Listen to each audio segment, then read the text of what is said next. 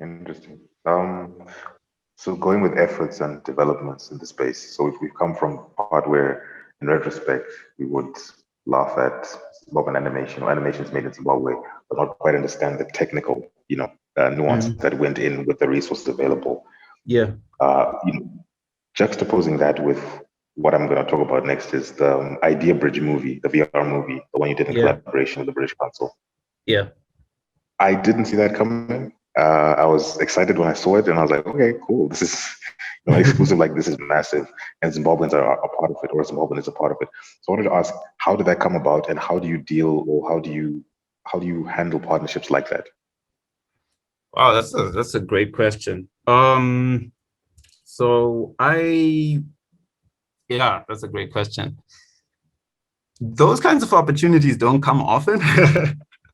That's for starters. And because they don't, I'll start by addressing the fact that they don't come often, because it leads to the mentality that one has to have when you get that kind of opportunity, which is a mentality of executing something to the best of your ability, because you won't get that shot again. You won't be able to fly your flag, under such a project for a long time following that.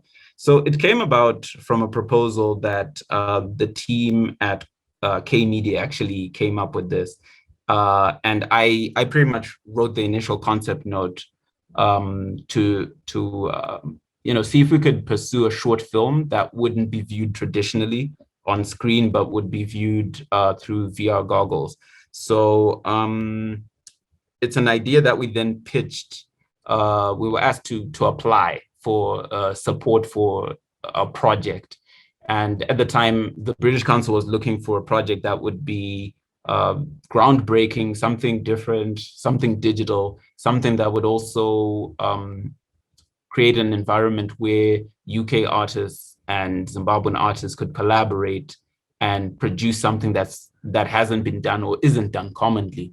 So at that point, I had engaged with a studio in the UK called Slurpee. I believe that was in 2015 when I first was introduced to them, and they came to mind, and I decided to approach them and ask them if they would be willing to partner with Comexposed in actually making this animation happen. So we came up with the initial pitch.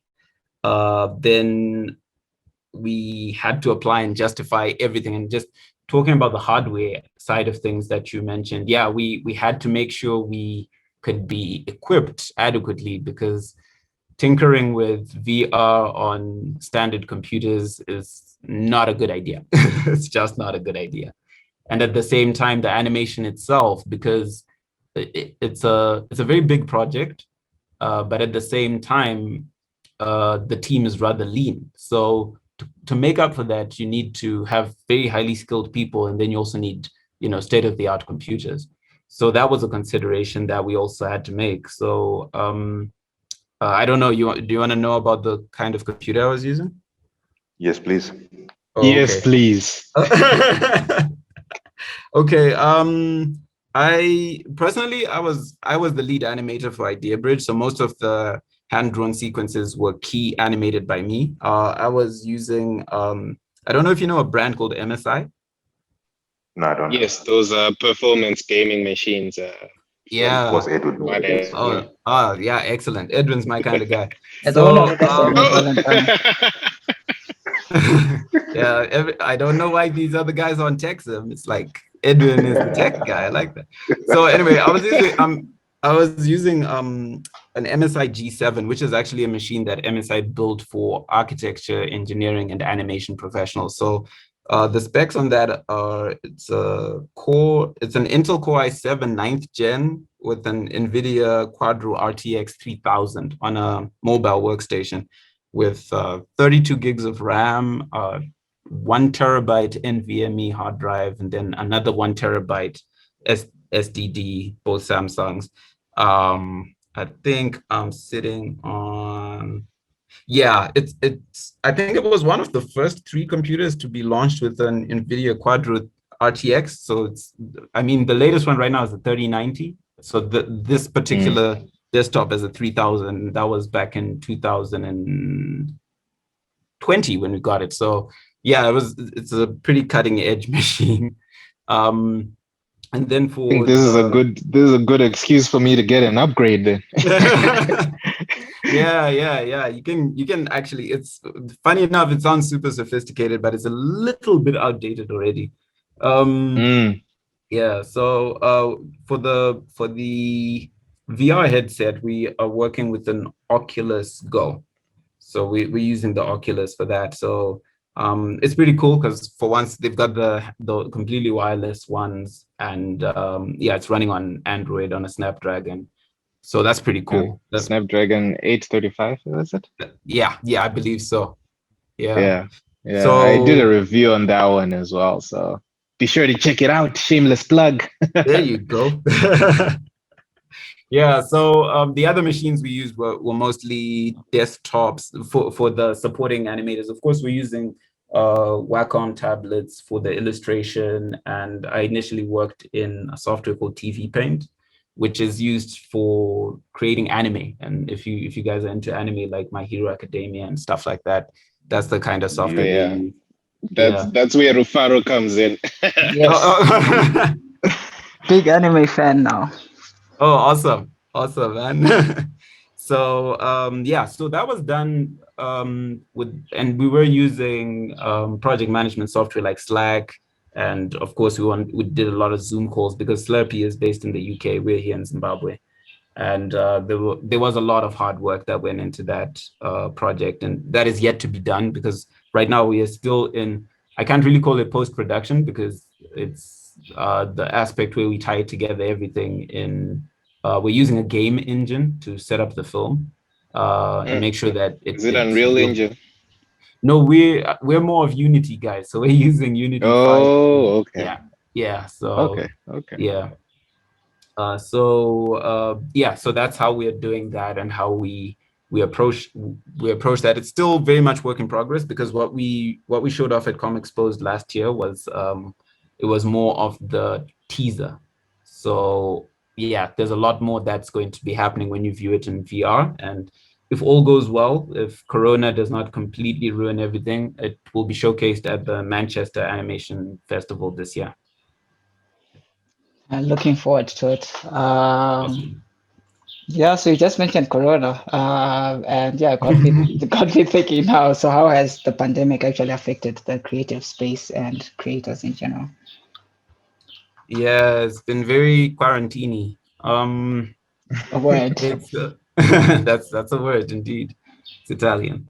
So it's been extremely hard. It's been extremely difficult. At first, I thought it was something that would be able to actually just brave through because, I mean, when we were working on projects like Idea Bridge, for example, we were already working remotely. That was early 2019 when we were setting everything up. Sorry, not early 2019, late 2019 when we were setting everything up. Personally, I actually had a history of doing quite a bit of work remotely since 2012, between 2012 and 2016.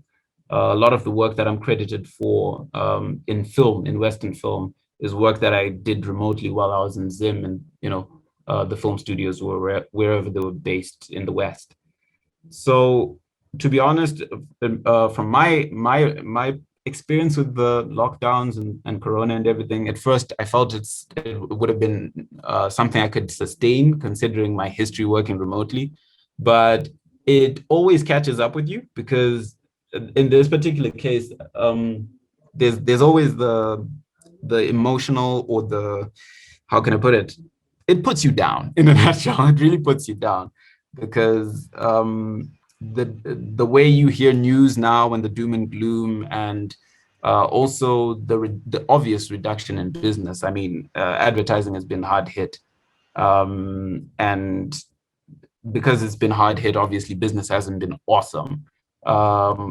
It can create a sense of doubt and a sense of discouragement.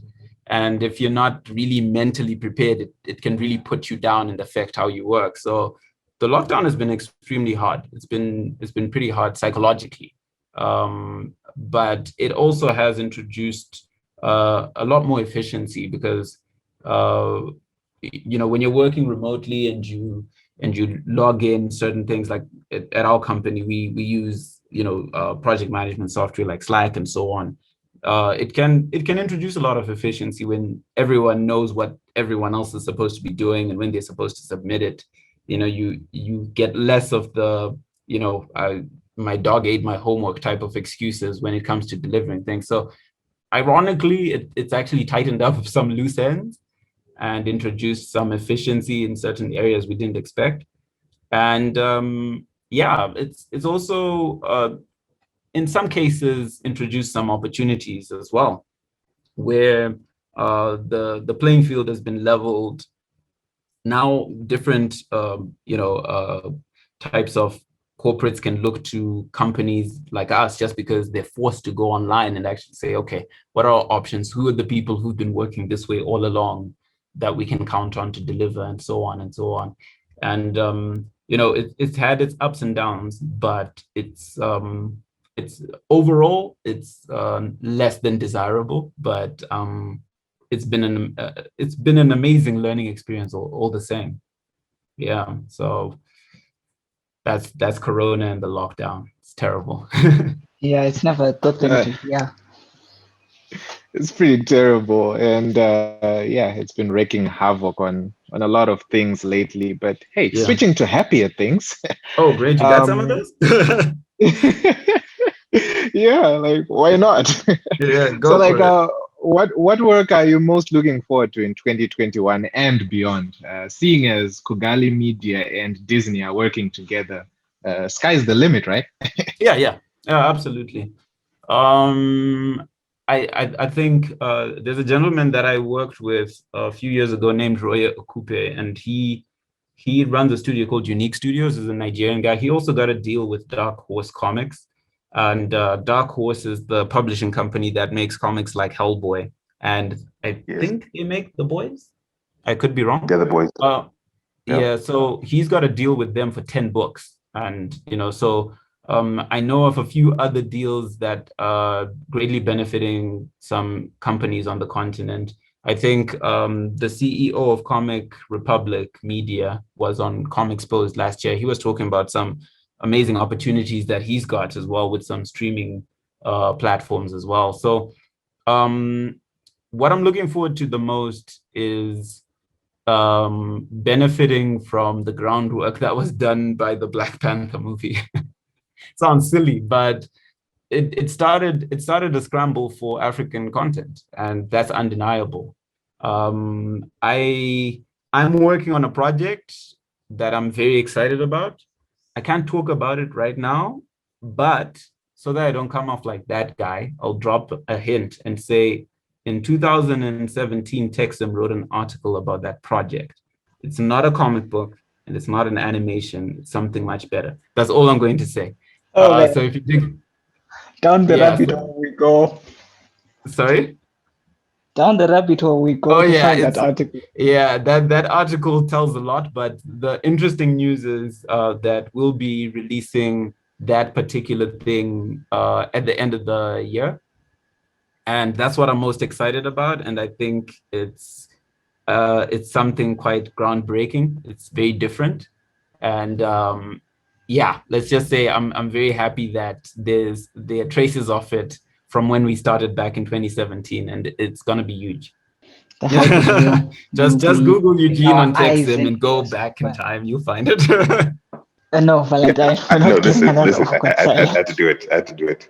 Oh, you guys plan to do that? So guys, thank you very much, Eugene, for joining us for this little conversation of ours. We learned quite a bit, and we hope to hear more developments from Comexposed and the Zimbabwean and African comic book animation scene in general, because they're making some really, really, really good work.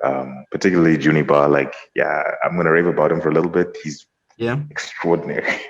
His work just blows my mind. Yeah, I think there's a lot you should be looking out for. There's a lot of stuff coming out of Sigma Digital Studio. That's Zimbabwean. There's CCX Comics. That's also Zimbabwean. Take a look at some of the stuff they're doing. They're doing some really amazing stuff. Yeah. And I think it only goes up from here. And I just wanted to also say thanks a lot to you guys at TechZim. I mean, you've stuck with Comexposed as a media partner since the very first event, and that does not go unnoticed. We're really proud to have a partnership with you guys. And thank you very much for having me as well. Yeah.